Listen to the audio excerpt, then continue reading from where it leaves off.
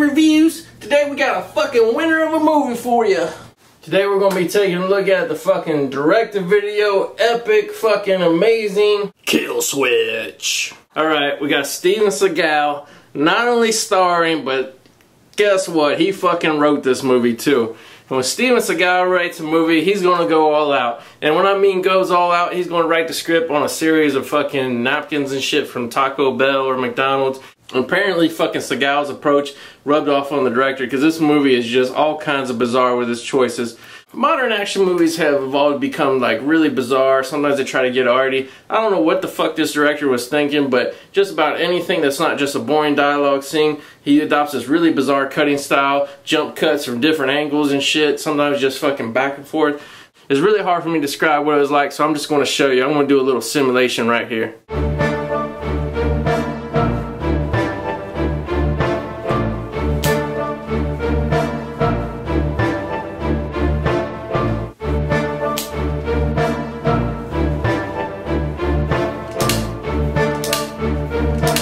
Freeze, asshole.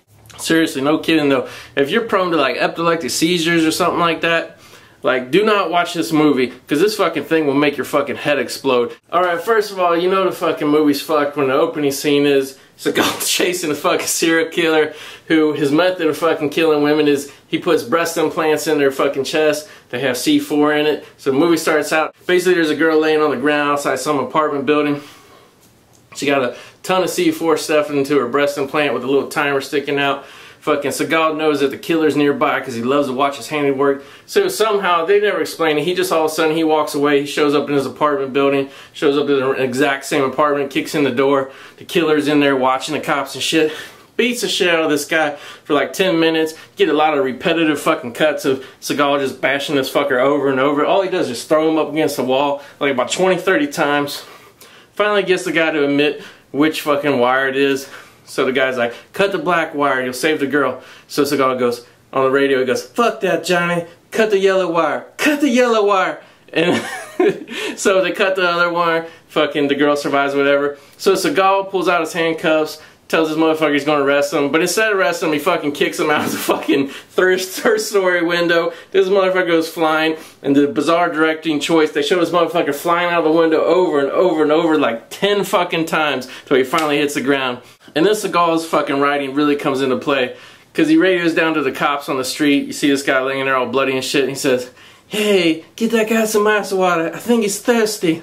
And that's another thing too is, oh, I didn't even fucking touch on Seagal's accent yet, man. Seagal always had this fucking weird thing where he had to talk in a whisper. You know, like he was such a badass, he never raised his voice, nothing, you know, hey man. But okay, this movie takes place in Memphis, Tennessee. You know, Seagal fucking playing a cop as he does on Lawman and shit. Because, you know, Seagal's like a real cop down in Louisiana. So, I guess this movie being set in Memphis, Tennessee, Seagal wanted to make it authentic with his portrayal, the dialogue and everything. So, Seagal, not only does he do his whisper, but he kind of does a urban whisper. And he mixes in some fucking, like, kind of like, you know, slangs and ebonics and shit that, you know, a lot of people will be talking on the streets of Memphis. So, like, whenever he's discussing the killer with his partner, who, by the way, this is really strange too, man. Fucking Seagal's partner is a black dude, has a fucking Jerry curl. I have not seen a Jerry curl in real life in a movie, nothing in 20 years, but fucking Seagal's gonna find the one actor to play his partner with a Jerry curl. I guess basically Seagal wanted to find the one guy with the more fucked up hair than he had, just to draw attention off his fucking like stapled and weave and shit. So there's lots of scenes where Seagal was like talking about the killer with his partner, and he's like, come on Johnny, we gotta catch this killer right quick, show enough. And there's also scenes where, you know, Seagal's always walking into bars, there's slutty girls in there, he always walks in, hey baby.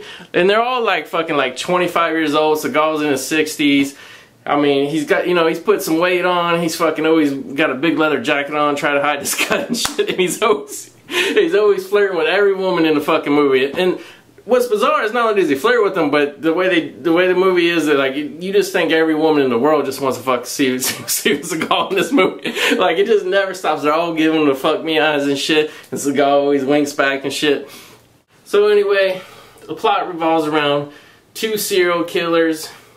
One of the killers Seagal's trying to catch always leaves little clues at the scene of the crime about astrological signs. So of course Seagal fucking, there's a great scene where he goes to a public library. There's a girl working in the library, has kind of like some dark makeup on and fucking dressed in black, and he goes up, hey baby, you kind of look like you into an occult and shit. You know anything about this astrological sign? I got a real bad killer here, chopping up girls. If you can help me crack this code, I appreciate it, baby. Sure enough. It's just so preposterous that fucking Seagal thinks that just because a girl has a black eyeliner on, she's going to fucking be able to read some notes written by some serial killer and crack the code for him.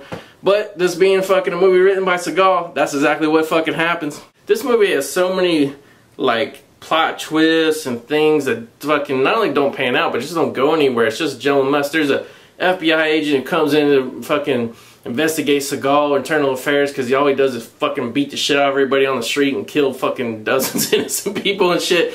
That plot really never goes anywhere. You know, she's just kind of there to have a hard on for Seagal, always want to bust him. But, you know, in the end, of course, they prove that Seagal's, you know, dangerous street methods of, you know, police investigating is, you know, the way to go. So basically, just when you think the movie's over, Seagal catches the fake Zodiac killer called the Lazarus Killer in this fucking movie. And, like, not only does he not arrest him, but he, like, beats the shit out of him. He breaks all his arms, breaks all his legs, breaks his nose, and then finally hands him over to some plainclothes cops to arrest. No paperwork, no reporting like, hey, Seagal, you just fucking beat this suspect all fucking half to death and shit. You know, but this being a Seagal movie, no time for love, Dr. Jones. He goes home. And what's bizarre is, like, there's all these scenes of Seagal in his apartment where he's having these flashbacks of how his brother got killed when he was a kid. And every time he's in an apartment having one of these flashbacks, some girl just shows up. I don't know who this girl was supposed to be. First I thought it was his daughter, but apparently it was supposed to be his girlfriend. And she just gave him a shit how, you know, he never pays attention to her and all this shit. Like, this fucking girlfriend character is like in 2 fucking scenes of the movie. And the only reason she starts being in the movie is to get killed by another serial killer at the end. So the serial killer that Seagal was beaten up in the beginning of the movie, he walked off the jury. Who knows, maybe because Seagal threw him out a fucking 3rd-story window instead of arresting him. Maybe. But he goes, he kills Seagal's girlfriend. Seagal walks in, not kidding you. He walks in, he sees his dead girlfriend there. Who, by the way, his girlfriend fucking probably young enough to be his granddaughter, but whatever. He walks in, he kind of just has like a look on his face like he smells something bad. He looks at her for half a second, and he's like...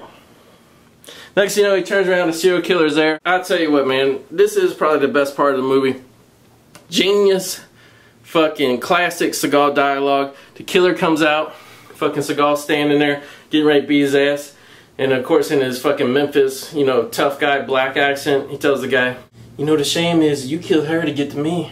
But all you had to do is call my name, motherfucker. So bend over, because I'm going to put my size 14 foot up your ass. Fucking Seagal, man. I tell you what, and that's the thing about this movie is, if I was going to judge this movie as a straight up drama, action, whatever, you know, I would have to give this motherfucker low, like a 2 or 3. But the fucking unintentional Seagal comedy made this movie fucking worthwhile. I'm going to be watching this thing probably once a year just to get some fucking laughs out of it, because it is fucking hilarious from beginning to end. How preposterous shit is, how much shit fucking Seagal utters in the movie that makes no goddamn sense. I mean, I don't think anybody else on the planet Earth can make a movie as fucked up as Steven Seagal, and he delivers in spades on this one. Usually I don't like to spoil movies and shit, but the end of this movie is so fucking amazing. The whole movie, you got Seagal walking around with his fucking East Memphis, Tennessee fucking black accent and shit. End of the movie, his girlfriend's dead. He fucking runs out. Fucking the cops don't even know where he is. He leaves a little letter to his partner saying he's gone away. Cut to Seagal driving down a fucking country road. He pulls up to a house. He walks in.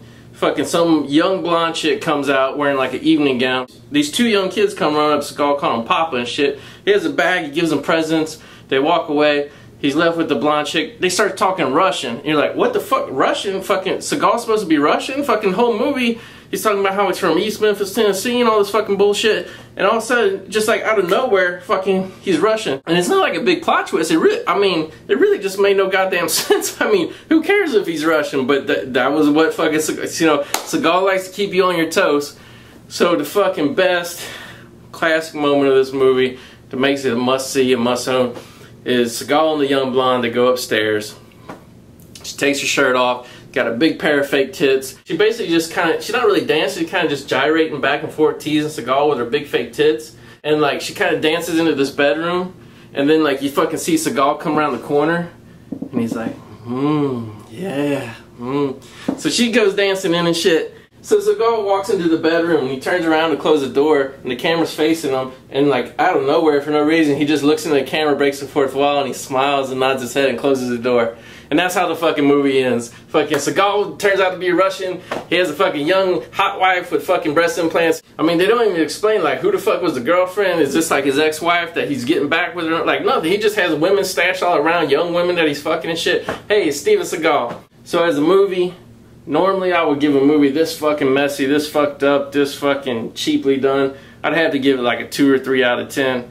But the fact that Seagal fucking was just hilarious nonstop throughout the movie, it really brought it up, you know, to an unintentional comedy level. Brought the score up for me. I want to give Kill Switch 5.5 out of 10. Just because I know I'm going to be watching this motherfucker over and over. Picture and sound, this being a low budget movie and shit. They shot it on digital video, which always translates to Blu-ray real good. So it does have a real clean, clear, crisp look. Even to the point where you can tell what's stock footage of the city and what's not and shit. But it looked good. They did do a Dolby True HD soundtrack that sounded pretty good. You know, not the best, but I mean, for fucking how cheap this movie was, not bad. Picture and sound, it was solid. That's the one area where they didn't fuck up. I gotta give it 7 out of 10. Special features, I guess they picked up the lazy work ethic from Steven Seagal in this one. There's nothing on here, just some fucking random trailers and the trailer for this movie. To me, that's not really special features, so special features, I gotta give it 1 out of 10. So that's it for Kill Switch, motherfuckers. You ever want to see a movie where Steven Seagal does a black accent, talks all tough, fucks all kinds of young girls? Well, this is a movie for you, motherfuckers. Whew.